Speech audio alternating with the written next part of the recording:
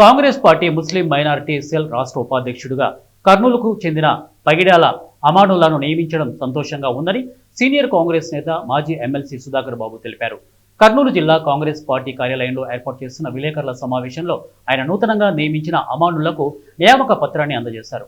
ఈ సందర్భంగా సుధాకర్ బాబు మాట్లాడుతూ పహల్గాంలో ఉగ్రదాడికి పాల్పడిన వారిపై కేంద్ర ప్రభుత్వం ఎందుకు చర్యలు తీసుకోలేదని ప్రశ్నించారు.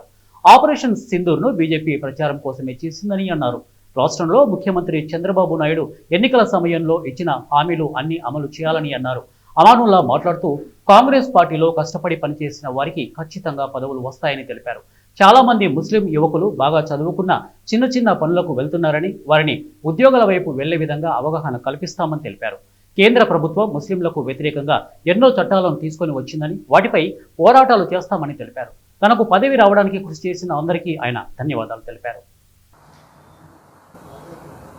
వైస్ ప్రెసిడెంట్గా minority department APCC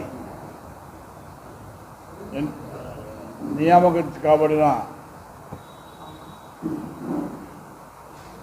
Pagidala Amanullah, Pagidala Amanullah ఇతనికి ఈరోజు వైస్ ప్రెసిడెంట్గా మా స్టేట్ ప్రెసిడెంట్ దాదా గాంధీ గారు ఆర్డర్ ఇవ్వడం జరిగింది. ఇది శుభపరిమాణం. ఓ యువకుడు న్యాయవాదిగా వృత్తి చేస్తూ కాంగ్రెస్ పార్టీ పట్ల అంకితభావంతో పనిచేస్తున్న అమన్కి స్టేట్ వైస్ ప్రెసిడెంట్ ఇవ్వడం మేము ఎంతో సంతోషిస్తున్నాం. ఈరోజు కాంగ్రెస్ పార్టీకి కావాల్సిందే సైనికులు, యువ సైనికులు. ఆ యువ సైనికుల భాగంగా అమర్ గారు రావడం పార్టీని బలోపేతం చేస్తారని నేను భావిస్తున్నాను.